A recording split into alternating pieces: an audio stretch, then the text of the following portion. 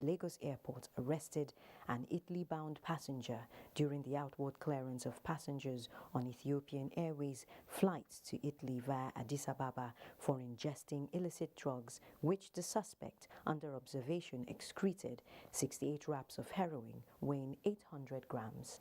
Other illicit substances intercepted by narcotic officers at the Lagos Airport include 1.66 kilograms of methamphetamine concealed in bolts and locally made footwear going to Australia, 1 kilogram of cocaine coming from Ghana with UK as destination, and arrest of South African returnee with 58 grams of skunk.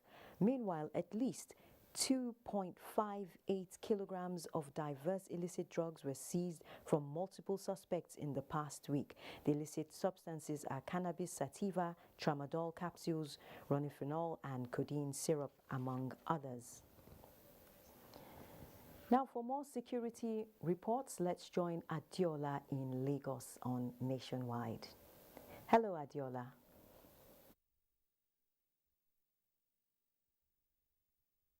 Hello, Najatu. 4 fuel-laden trucks containing 129,000 liters of siphoned petrol have been intercepted and impounded by the Nigerian Navy at Barua, a community in Abuja area of Lagos State. Benue reports that the vandals were stopped in their truck during a patrol exercise by operatives of a joint task force, Operation Awase. These are some of the points with improvised equipment used by the vandals to siphon refined products from a network of pipelines running under the earth's surface in Barua, a community in Ipaja area of Lagos. These 4 trucks, already loaded with petrol, were being prepared for takeoff when security operatives under Operation Awase, led by the Nigerian Navy, swooped on them. On sighting the operatives, the vandals fled, leaving behind fuel-laden trucks. The flag officer commanding Western Naval Command, Rear Admiral Jason Bessa, who lauded members of the public for assisting security agencies with actionable information, said pipeline vendors will no longer enjoy a free rein in the state. Striking thing is that within a built-up area like this, for people to have the effrontery to come and carry out illegal acts against the mandate of Operation Awase, what follows is we're going to move them back to base and follow up with further investigations and handing over to appropriate prosecuting agencies. He says with interagency cooperation being ramped up among security outfits, national economy and the health of communities such as Barua will no longer be endangered by the activities of vandals. It impacts on the availability of the products to our economy and to this immediate environment, a built-up area where residents are. The fumes from this activity alone is a threat to their health. Operation Awase was set up in October 2014 by the Nigerian Navy as a joint military task force to stop incessant siphoning of petrol from vandalized NNPC pipelines in Lagos and its environs. In Lagos, Adini Itaiwo, NTA News. Now, it will no longer be business as usual for street beggars, hawkers and destitutes in Lagos State as government sets up a special team to curb their activities across the metropolis. Musa Toliat reports that the special team will be led by the Ministry of Youth and Social Development and the Lagos State Police Command. The presence of destitutes who are either beggars, street hawkers, or traffic robbers, especially in traffic across major roads in Lagos, is a common sight. Their activities have over time assumed alarming dimensions, causing serious concerns to residents. The state government is, however, poised to put a stop to their illicit activities by setting up a special squad to deal decisively with the social menace. If there is ever a time for us to roll up our sleeves and toil day and night for this menace to be confined to the dustbin of history in Lagos State, it is now. The activities of these people on our streets impede human movement and vehicular traffic, constitute environmental nuisance, and worse still, constitute security threats. And to worsen in the matter, kids are involved in this. And the government is saying kids that are supposed to be in school should not be on the streets directly. Various sections of the Lagos State Criminal Law 2015, including Section 168, subsection 1B, E, and F, prohibit begging and constituting public nuisance. The Lagos State Police Command frowns at violation of such provisions of the law. We have so many times arrested people based on wheelchair with lethal weapons hidden there. So if we are able to collaborate with state governments and take all these miscreants who are not supposed to be off the roof, then members of the public will have a way of relief. Arrangements have also been made by the state government to rescue and protect the destitute, mentally challenged, and street children who will be exposed to psychosocial therapy during the course of rehabilitation for them. In Lagos, Musa Tolian, NTA News. Well, Makurdi will be our next stop, where Susan will be waiting to give us stories from that zone. But that would be after our first break. To stay on to Nationwide. Youths are about the greatest assets the country has at the moment. It is therefore not surprising that the administration of President Muhammadu Buhari is strategically responding to the yearnings of the youth through multiple projects and programs. Youth Entrepreneurship Support Years by Bank of Industry, the Youth Investment Fund by the CBN, and several other conditional cash transfer programs. Recruitment of 774,000 social workers, majority of whom are youths, and so many other projects that are beneficial to youths directly or indirectly. If the administration can do all this, definitely with a degree of patience and time, it can achieve more. Nigerian youths must come together to say no to terrorism, no to vandalism, and no to all disruptive tendencies. Hashtag Youth for Greater Nigeria. Pacifying the youths, unifying the nation.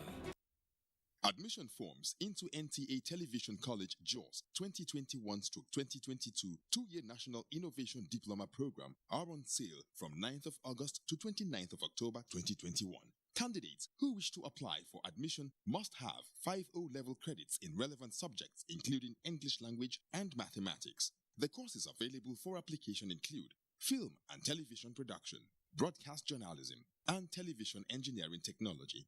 The admission forms can be obtained at NTA Television College or any NTA station nationwide at the cost of 7,500 naira only. Payment for the form is through remitter platform only in favor of NTA Television College. For more inquiries, please call 0803-079-5335 or 0806-980-9807. Management Announcer. The Digital Switchover project, which is commonly referred to as DSO, which entails television channels switching from analog to digital broadcasting. It's one of the biggest projects embarked upon by this administration. Branded as Free TV, offers its viewers about 60 digital channels, including sports, music, movies, and news. The federal government has licensed about 23 set-top box manufacturers. 7 of them have self-production, employing several thousands of people.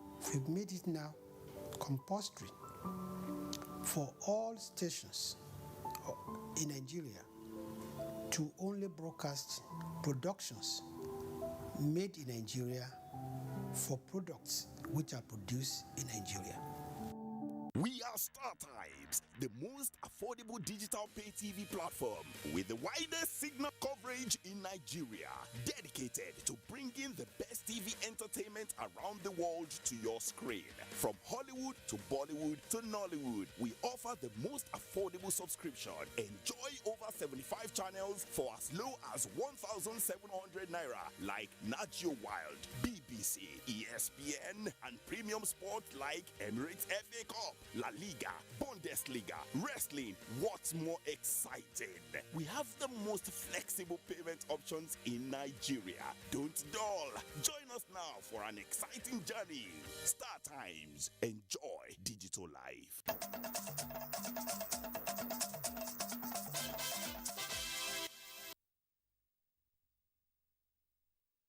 Good to have you join us in Makurdi. Over 10,000 internally displaced persons are expected to benefit from the free medical outreach carried out by the pet project of wife of the Benue State Governor, Eunice Spring of Life Foundation. Grace Anyalewa Ichepa reports that the free medical outreach is in collaboration with the Benue State government and other stakeholders. The IDP camps that have benefited from the free medical outreach include Bajimba, Ikram, and Daudu, all in Guma local government area. Some of the beneficiaries appreciated the wife of the governor for the kind gesture and expressed the hope that the situation will return to normal to enable them go back to their homes.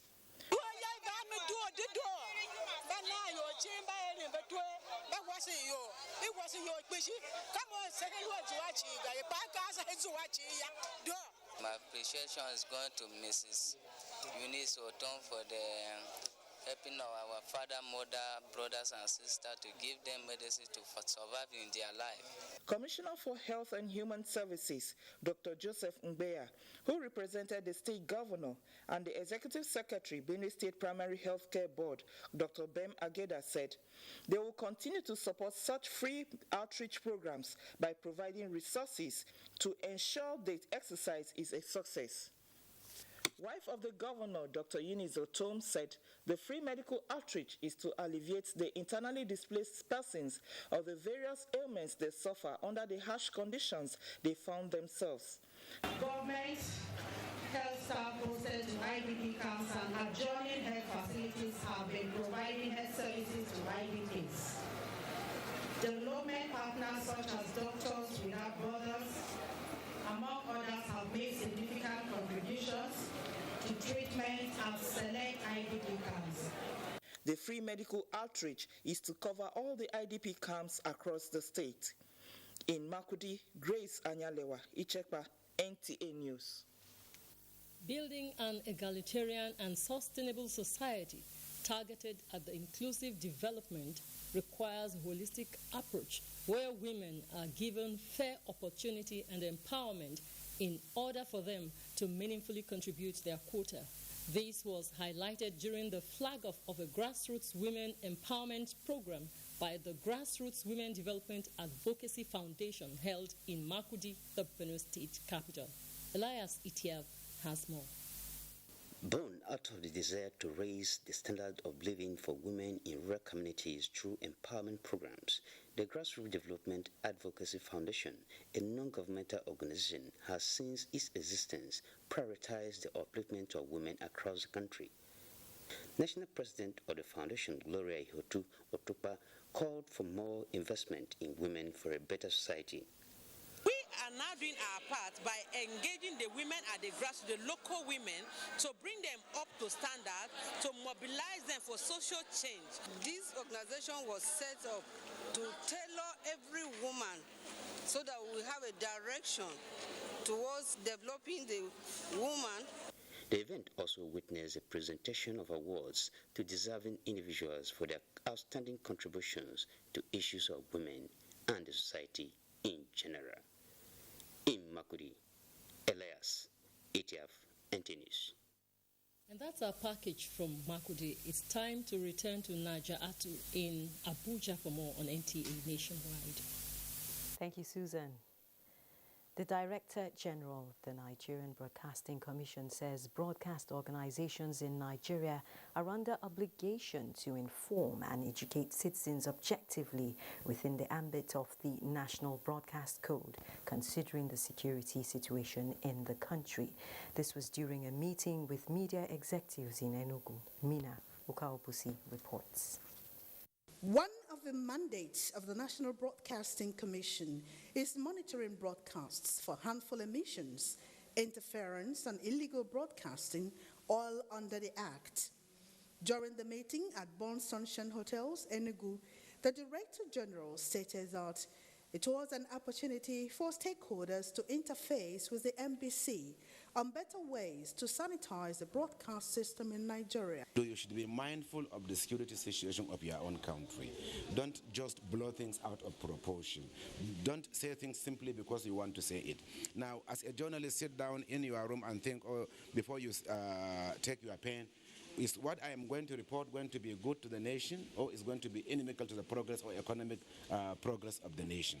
Speaking on the implications of broadcast coverage on security, a former director, Department of State Service, DSS, maintained that it is necessary that journalists be objective in their reportage. Some of the participants in the meeting, including the Zonal Director, NTA Enugu Network Center, encouraged journalists to always ensure balanced reportage and gain clarity on controversial issues before airing. If you want to report security, you have to be extremely careful. You don't intend as a journalist to create panic. So you have to make sure you have your sources. The nation belongs to all of us, and anything that will put the nation on the path of progress is our responsibility. The National Broadcasting Commission, however, used the opportunity to call for a symbiotic synergy between the broadcast stations and the NBC. In Enugu, Minna Adobiokobasi, NTA News. The ongoing nationwide strike by resident doctors is likely to be suspended as soon as the federal government starts implementing the new agreements reached at an all-stakeholders meeting aimed at resolving the strike. The Minister of Labour and Employment, Chris Ngigi, confirmed this while reading a memorandum of understanding with all stakeholders at the conciliatory meeting. Oluseye Adiagbo reports. It is about 21 days since the National Association of Resident Doctors began an indefinite strike over non-implementation of agreements. The meeting, which started about 3 p.m. on Friday and later adjourned in the early hours of Saturday before reconvening in the afternoon same day and lasted till the late night, came up with a new memorandum of understanding. But we now expect the NMA and NAD to use this as a plank to consult their members with a view to calling off the strike urgently, so we can save the lives that are now being lost unnecessarily. All the actors signed the agreement except the National Association of Resident Doctors, NAD. NAD representative equally refused to give reasons for declining to sign when approached by journalists. Ngigi, however, reacted to what transpired and other issue on the no work, no pay rule. NAD pleaded with us to consult their members on an item which they want us to include in the conditions of the Memorandum of Understanding. We have inserted our clause that nobody will be victimized for any activity connected with, for or against participating in the industrial action. As it is now, since all the stakeholders have signed, it is hoped that in coming days, the strike will be over. In Abuja, Oluseye Adiagbo, NTA News. The Nigeria Center for Disease Control has recorded 1,064 new cases of COVID-19 in Nigeria in the last 24 hours. In the latest figures released, Lagos State has 776 new cases, followed by Rivers State with 143 cases, Ekiti 49, Kwara 33, Ogun 21, Benue 18, Oyo 13, the FCT 5, Oshun 4, and Yobe State 2 cases. Nigeria now has 186,635 confirmed cases of COVID-19. 168,320 have been treated and discharged, while 2,260 deaths have been recorded. And following an increase in COVID-19 infections in the country, medical experts have stressed the need for deliberate efforts of Nigerians to abide by the basic principles of prevention.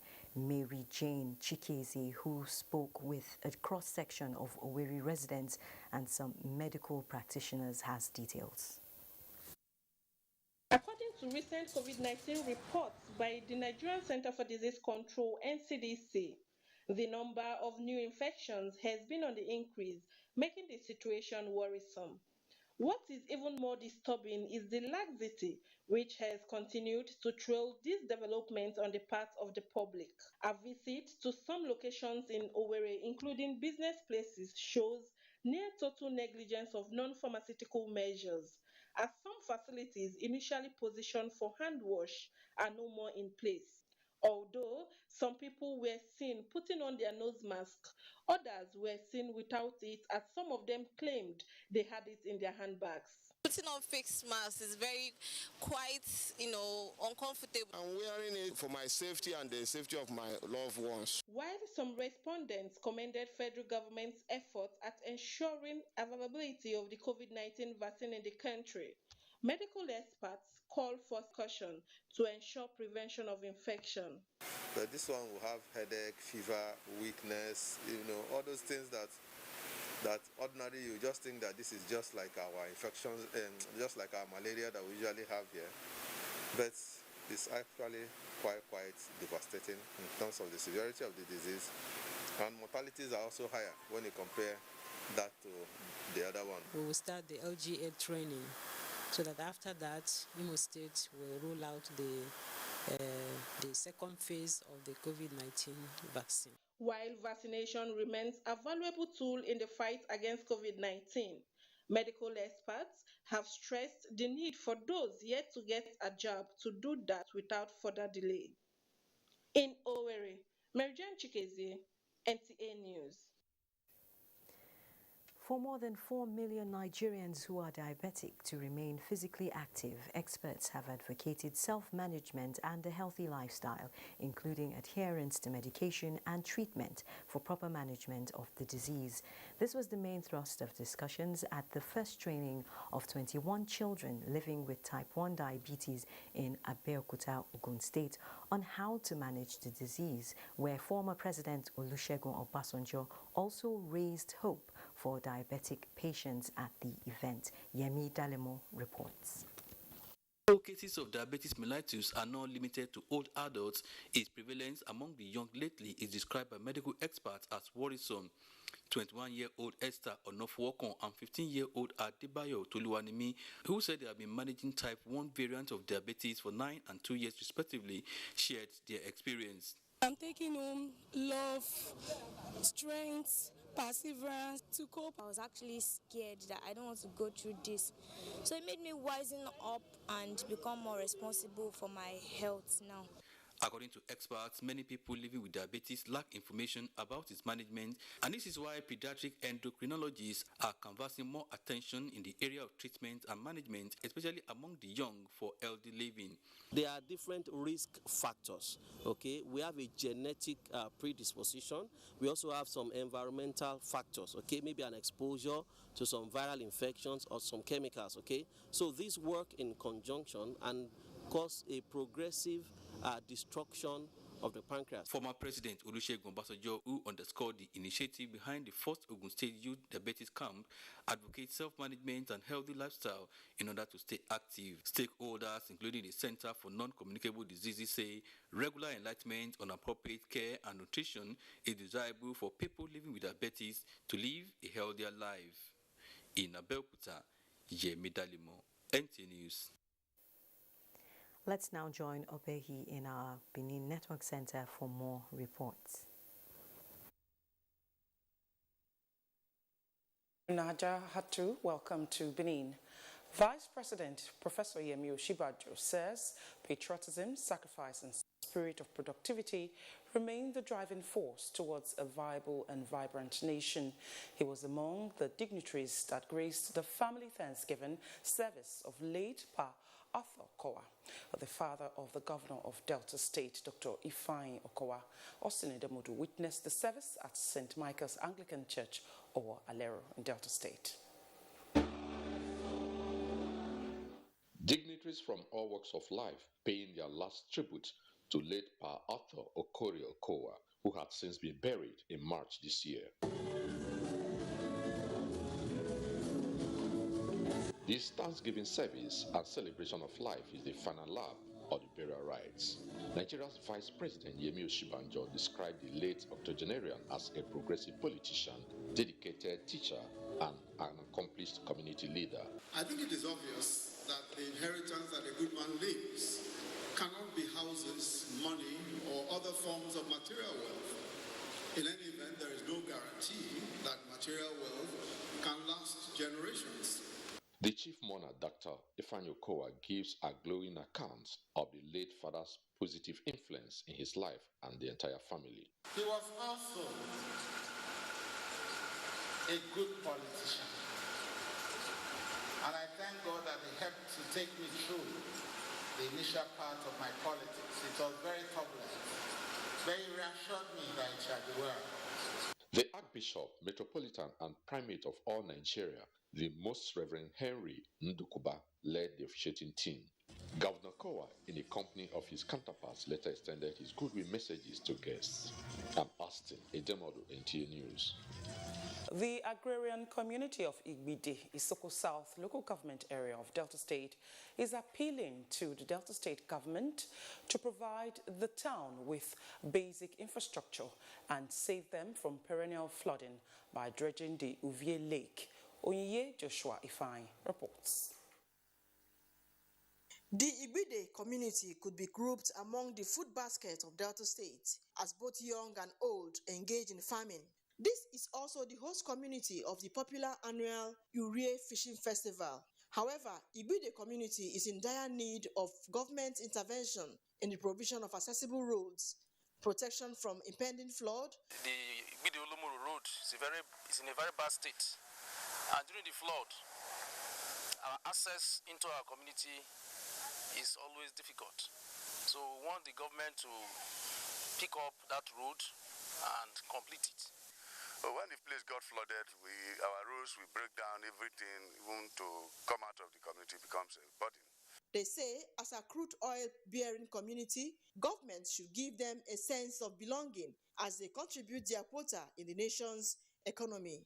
From Igbide in Isoko South local government area of Delta State, I am Onyinye Joshua Ifeanyi, NTA News.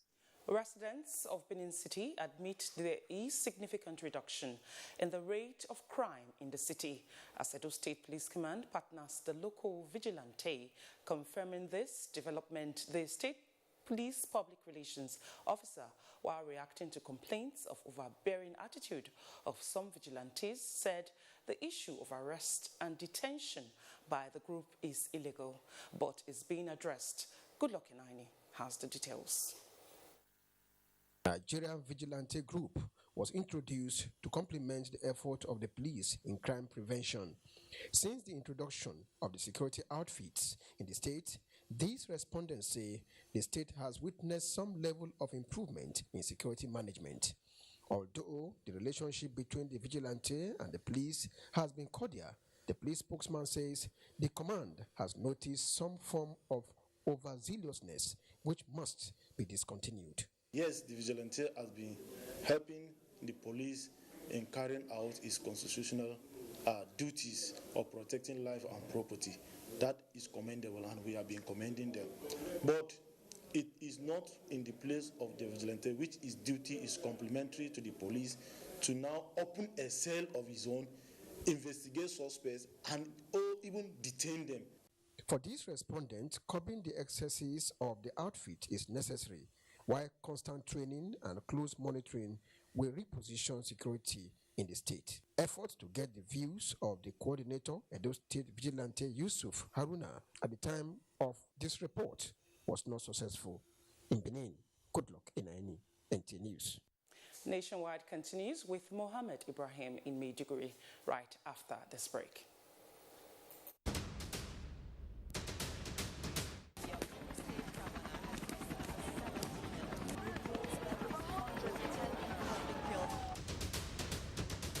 Firstly, safety. I'll ensure that my family members and loved ones are safe. I'll try as much as possible not to get involved. You should call the nearest police station.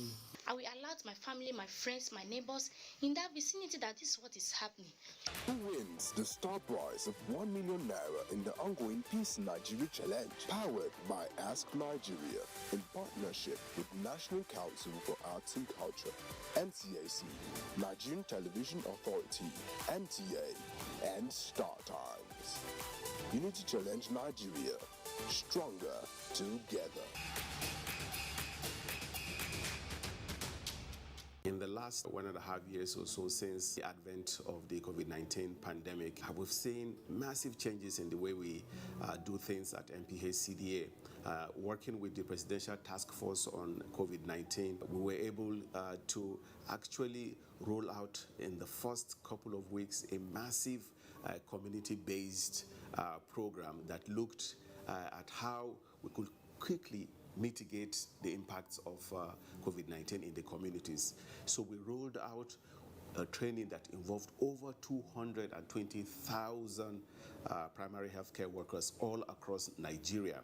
We are seeing how we've been able to now achieve pre-COVID levels in terms of the routine immunization services. That is really, really impressive, and really my heart goes out to all of the primary healthcare workers. They've done such an amazing job, along, of course, with all of the health workers that have been in the front line. A new edition of TV Guide is out exclusively with Governor Simon Lalong of Plateau State. Since assuming office, our rescue administration has pursued the path of peace and reconciliation and restored confidence among people of different ethnic, religious, and political persuasions. Peace is back on the plateau. We are building world-class infrastructure in roads and opening up opportunities for innovation. The edition is a compendium of mind-blowing stories for your reading pleasure, ranging from entertainment, economy, sports, media, politics, family, and lots more.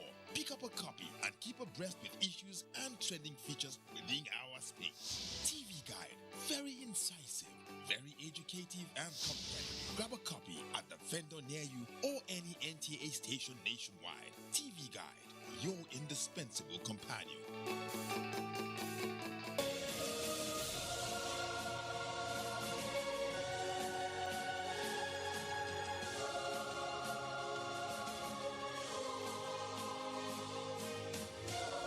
We are all Nigerians. Against all odds, we shall and must remain united. We may have our challenges, our problems, and setbacks. However, together we shall overcome them all. What doesn't break us shall make us stronger. This is the mindset that shall bring peace, progress, and prosperity to our beloved country. Do not let tribal and religious sentiments govern how you think, act, or feel.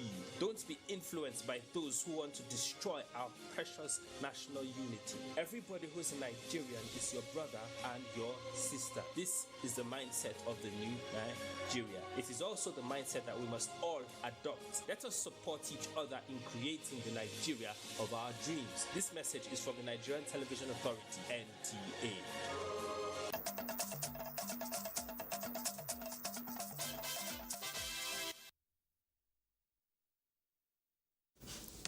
Good evening, and Nationwide continues from Maiduguri. Multinational Joint Task Force MNJTF with headquarters in Jamena, Chad, has flagged off medical outreach program for returning communities displaced by insurgency in northern Borno State as part of efforts by the military to support vulnerable populations as normalcy returns. Force Commander MNJTF Major General Abdul Khalifa Ibrahim represented flagged off the medical outreach at Sector 3 Operation Hadinkai in Monguno Town, Borno State. The report. Monguno Town, which is about 130 kilometers away from Maiduguri, the Borno State capital, is housing 5 local government areas with about 800,000 displaced people. This medical outreach, which is a brainchild of the Force Commander MNJTF, was made possible with the support from United Kingdom, United States, France, and the Lake Chad Basin Commission countries, which provided drugs and equipment worth $60,000. They have medical needs. We can't be protecting them physically, and then health is ravaging the people. So we have to come all out and ensure that they are equally taken care of health-wise. The beneficiaries are mostly women, children, and the traumatized, such as Mustafa Lewami, who could not walk for 6 years after sustaining injuries while fleeing from insurgents' attack, is now a proud owner of a wheelchair. To provide them with the necessary relief. Because as you may notice now, things are coming gradually to normalcy. The outreach featured distribution of antenatal kits to pregnant women, dispensing of drugs for diagnosed diseases such as malaria, diarrhea, ear and stomach pain, among others. This medical outreach is part of effort to facilitate stabilization of the Lake Chad region and support the return to normalcy. Network for Civil Society Organizations in Borno NEXOB have expressed concern over the mass surrender of insurgents that has been instilling fear and bringing diverse opinions in the minds of people across Borno communities. It was in the light of this that NEXOB organized a stakeholders discourse on Nigeria reintegration strategy to provide a workable framework to support government at all levels in that regard. Jadwa John Jassani reports. Participants table include representatives of traditional and religious institutions, military and paramilitary agencies, National Human Rights Commission, NEMA and SEMA, as well as various humanitarian actors, among others. Questions have continued to emanate from the citizenry regarding the genuineness of the repentance by militants, as well as on the position of the law and religion, among others. Chairman, Network for Civil Society Organizations in Borno, Ambassador Ahmed Shehu, said the forum, which stands as a mediator between the people and government, will continue to prioritize the interest of the public in its dealings, hence the stakeholders roundtable. Ambassador Ahmed Shehu noted that recommendations will be compiled and later passed on to the government concerning the questions being raised by the public. We have come up with a lot of resolution, of which we are going to now fine-tune it and then make it public. Among some of the recommendation is about aggressive engagement of everyone involved to come up with this solution. And I don't want to preempt some of those things because it has to be panelized and shared with all partners for endorsement before we make it public. Participants at the meeting suggested non-kinetic framework to be generated on how best to go about the reintegration process without stirring up conflicts among community members. In Maiduguri, Jedwa John Jesney, NTA News. Those are the stories from Maiduguri. Nationwide continues with Najatu in Abuja. Good evening. Evening and thank you. The wife of Gombe State Governor Asma'u Muhammadu Inuwa Yahya is seeking more support for women to become educationally and economically self-reliant through entrepreneurship and skill acquisition. In a statement, the wife of the governor is seeking more collaboration with the Minister of Women Affairs and Social Development, Pauline Talon, in order to secure more empowerment opportunities for Gombe women, given the reminder that 60% of women's votes contributed to the success of the present APC government in the last polls in most states of the Federation. It therefore becomes imperative to support women to become self-reliant in all ramifications, also noting laudable ongoing programs and developmental projects in Gombe State. Meanwhile, the Minister of Women Affairs and Social Development, Pauline Talon, assures Mrs. Inuwa Yahya that the doors of her ministry are always open for continued support and assistance where necessary, while calling on Nigerian women, especially those in governance and the wealthy, to join the crusade of empowering women economically to become self-reliant and better home managers. Meanwhile, the Food and Agriculture Organization of the United Nations is to train Nigerians in better ways of detecting and controlling rising cases of animal diseases in the country. Musa Baba Aliu reports. West African countries, including Nigeria, are having high cases of zoonotic diseases in recent times. Diseases such as Ebola, Lassa, Marburg, and coronavirus. The Food and Agriculture Organization of the United Nations is of the view that strengthening the capacity of veterinary doctors towards early detection of diseases in animals will help in reducing the rate of zoonotic cases in West Africa.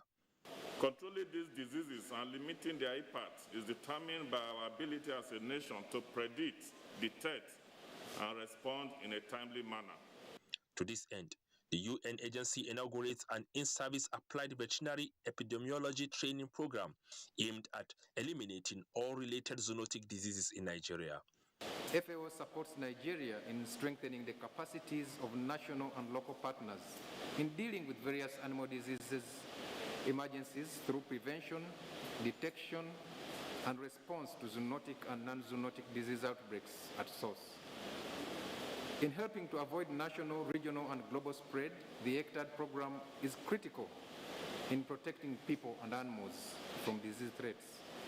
Representatives of the Federal Ministry of Agriculture believe that the Nigeria FAO partnership will address the emergence and re-emergence of diseases of significant public health, such as avian influenza, African swine fever, among others.